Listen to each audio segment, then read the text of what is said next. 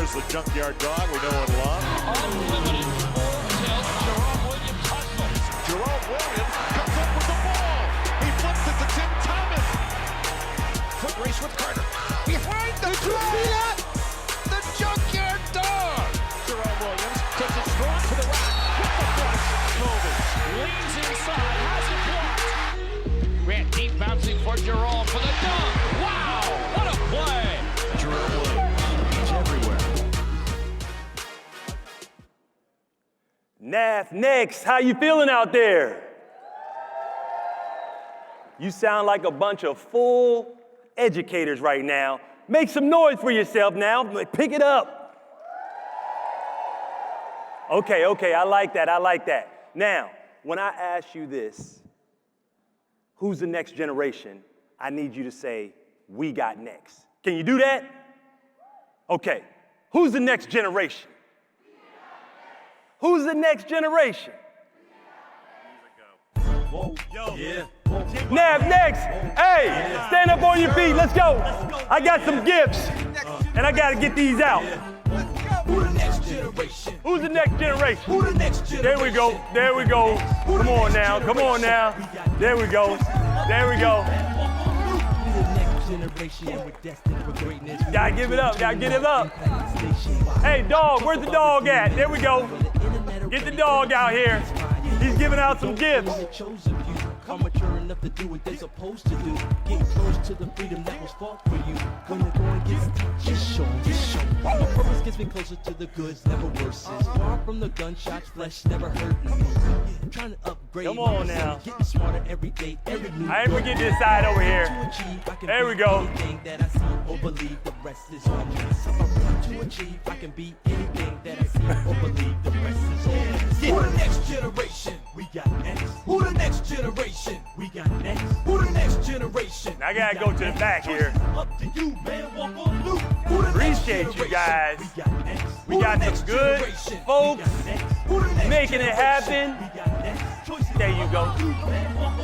See, we step into the room. Every step is with a See, passion. you started waving. I saw you. I saw you. All right, all right.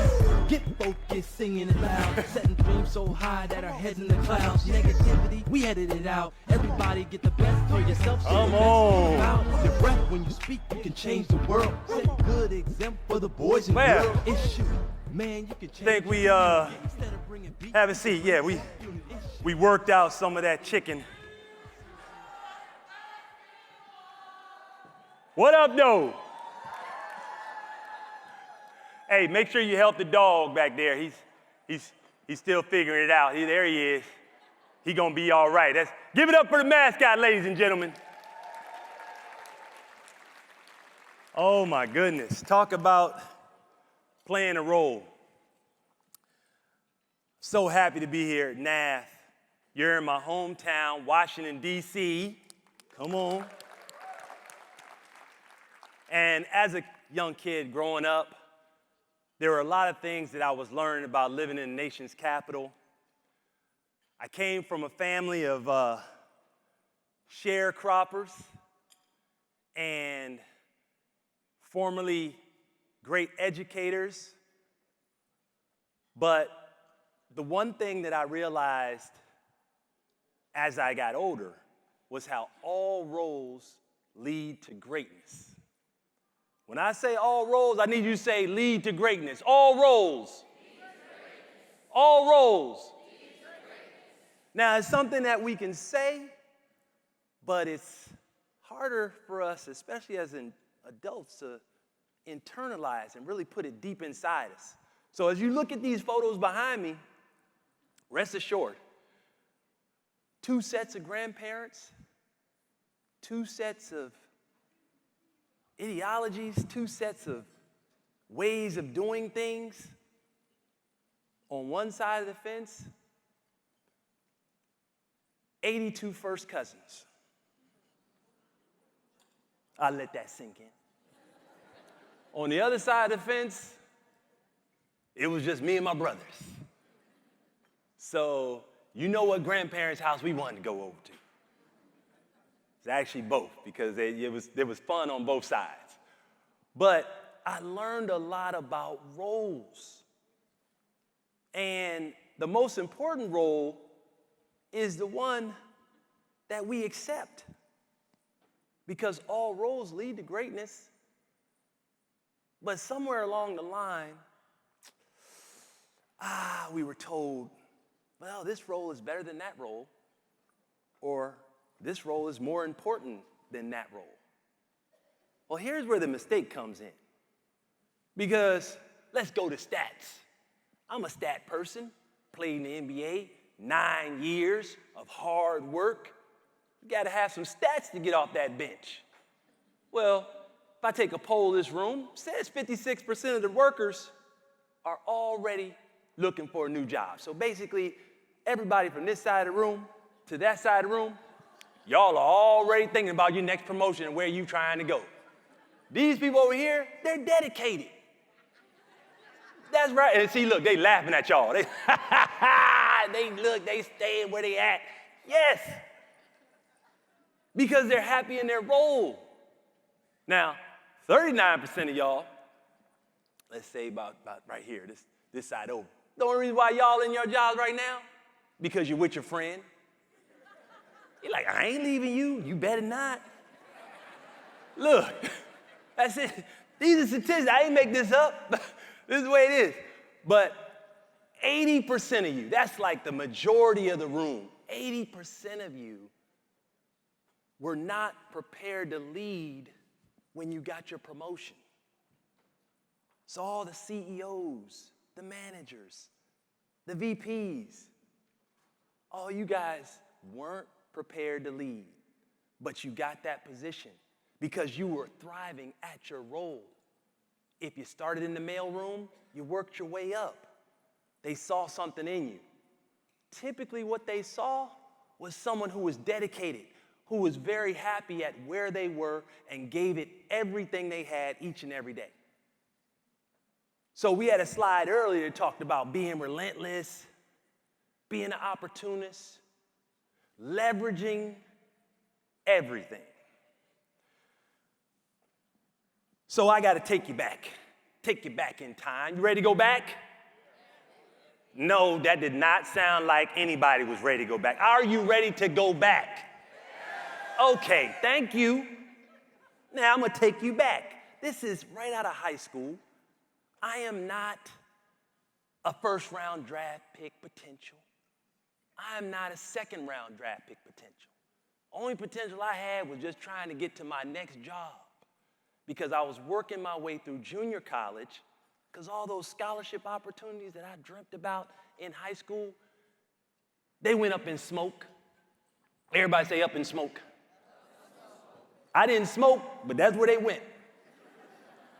Now, what I realized was everything that my mom and dad had taught me about the importance of education, the importance of getting a degree, continuing education, started to ring. So when I'm in a room full of educators, you guys have to understand that there are people in homes that are depending on you. They are depending on the next leaders to motivate the next generation. So our jobs are so important. They're so vital. Because I wouldn't even be standing on this stage if it hadn't been for some educators that tapped in. They had to tap into my psyche. They had to tap into the potential that they saw, because never in my wildest dreams would I have thought I would be playing against, in our time, it's like, you got to say in our time, Michael Jordan or LeBron James. So that was Dr. J. How many of y'all know Dr. J? Okay, right? Dr. J. So I'm on spring break, right? If you're playing basketball, you don't even have spring break, right? So hence, I'm not there yet. But Dr. J picks me out of the crowd. That picture was taken by somebody. He was looking at me as he had asked the crowd of 5,000 kids who wants to play him one-on-one. So my hand goes up, I'm jumping up and down, and he goes, yeah, son, you in the yellow shirt, come on, me and you, we're gonna play one-on-one. Now this is like a dream. I've been watching Dr. J. I had At 5 years old, my mom and dad bought me a Dr. J slam dunk hoop. My brother and I, we went to work every day, working on that basket. We tore some holes in walls. I learned how to plaster, repaint, just home improvement, just in case, right? But I get there and Dr. J says, okay, plan to 5, and, if you win, you're gonna have all these people cheer for you. I said, absolutely. So I start getting into my bag. I start, putting these moves on Doc, and first 3 shots, nothing but net. It's 3-0, and Doc comes up, he grabs the ball and he walks it up to me and kind of like pushes it a little bit right into my chest, and I was like taken aback, like, hey man. He's like, oh, we getting ready to start playing now. What you think I've been doing? Last time I checked, it's 3-0, Doc. It's about to go down. When I get back to D.C., I'm gonna tell everybody I didn't just beat Doc. I beat Doc. So Doc said, I noticed that Doc gets into a different position. He's low. He's got his hands out a little bit more. I'm like, I see you getting ready to play some D. Meanwhile, he, gets hot. I got a short amount of time, so I got to speed this up. Doc comes back, and we both score one of them. So the score is 4-4. Doc done pushed me into the stands, took me out the air one time, hard foul, no call. It was like, whoa, this is serious. And the last play, Doc has the ball. Now, I've been taking notes and I noticed this and noticed that. I had gotten a couple steals a couple times, so I said, all right, I got his game down. I think I know what he's about to do. So sure enough, Doc goes into his move, and he does the move, and I said, oh, thank God, I got this. As I reach for the ball, I can see it clear as day. I reach for it. Doc, with his opposite hand, as the ball was bouncing and I saw it, grabs my hand mid-position. And with the other hand, he grabs the ball. Okay, so right now, I know I'm in the wrong position. Everybody say wrong position. It was wrong. It was all wrong, and I'm trying to figure out my way out of it. As this is happening, Doc tells me, you're getting ready to take an elevator ride. And there ain't no elevators around here, Doc. He proceeds to take his 2 steps while he's holding my hand. Never takes the ball, touches it, and in normal basketball, the people have to gather. They have to, take the ball, pick it up. Okay, I can get myself together, look around, take your 2 steps, and do what you're gonna do. No, this is Dr. J. And I realized he doesn't need to do that, but it was too late, right? Because he's conversating with me as he's jumping. And I'm like, he's holding my hand. And I'm like, this isn't good. This isn't good. Dr. J, I don't know how old he was in this photo. You can see some grays, but I guarantee you Doc was still probably jumping a foot inside the foul line. And yes, he was up there for a long time. I checked my watch. This is not good. Games of what? 5? Yes. Doc dunked the ball. All my dreams and spirits were just crushed. Yes, I still dreamt of a day I could potentially make it to the NBA, and it was done. It was done in a moment, in a flash of light. Doc comes down, the crowd's going crazy. He done came back and beat the wannabe kid, and he says to me, come over here, let me talk to you for a second. Me and my friends, they were kind of gathered around me, kind of patting me on the back. You see him in the photo. He's like, man, it's okay, man. You're going to be all right. I'm like, this is terrible. And Doc says, he's pointing to people. He's got a brand new basketball, NBA ball. He signs it, T-shirts, jerseys, and he's like, you're going to make the NBA. I said, excuse me? I said, Doc, I'm not even in school playing anywhere remote. He said, no. I'm telling you, you're going to make the NBA. And I said, how? He said, don't worry. They'll find you. I said, who, Doc? Where they at? How they going to find? I don't. And that was it. Gone in a flash. Limos picked up and, got the security came and took Doc, and I'm just standing there like, Doc told me. I don't know. Me and my friend, we looking at each other. He's like, Jerome, you're not in school. You go to junior college and, you go to class. I was like, I know. I know. So, fast forward to tape, 2 years later, I'm on the playground, and a famous coach shows up by the name of John Thompson. And John Thompson offers me a scholarship on the spot after I just got finished tearing up some of his team that happened to be out there that day. And sure enough, true to form, he was all about education. He said, if you come to this school, you're going to get your education. And I said, well, that's what I'm here to do. So it leads us to the big question of how to become great without being the star. You got to thrive. You got to be motivated. You got to be dedicated to what you do each and every day, and you got to be determined to get this message across to the right people. Who are the right people?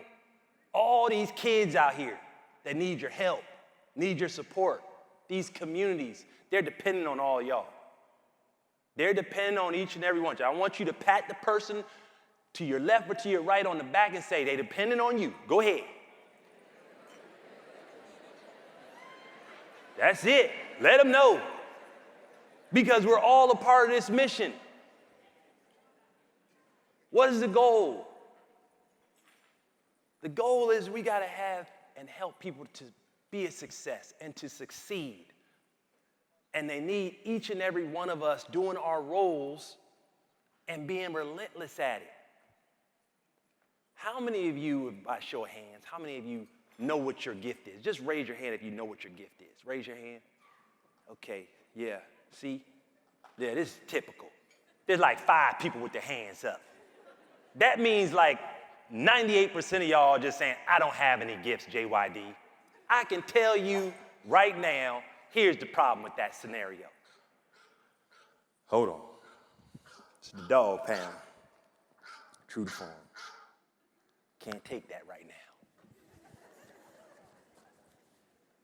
All y'all have gifts. You know what the number one gift is? The number one gift that each and every one of you have? A smile. Come on now, we got to use it. Especially with these kids. A smile motivates. A smile comforts. A smile lets people know it's gonna be okay. And if you're on your mission, what does a smile also represent? Humility. I can do it. If you're on a mission, you gotta have these things. And we gotta get to the method of how we get there. 110% each and every day. I showed up late to practice with the Detroit Pistons my first year. Practice started at 10. I was there at 9:30. Rick Mahorn, former Washington Bullet, told me I was late. I said, Rick, I got here at 9:30. He said, son, you're late. Quick story, I had to make sure I was there 3 hours before practice before Rick told me I was on time. 3 hours. Let's take a poll. How many of y'all showing up 3 hours before work? Exactly. One person. Hey, man, give that man a round of applause right there. There's somebody, 3 hours. You got to work it. You got to come in and do what you got to do because the method leads to the measurables, and we're all about stats and how this measures up and how this, it's all about you have to be dedicated and relentless because all this adds up to team chemistry, game-changing plays, getting the job done, right? Reaching those quarterly marks. Y'all know what I'm talking about. You got somebody on your neck riding you. We gonna do it this quarter, right? So you know what it takes. But are we willing to really accept the role? Are you willing to be a player in the game?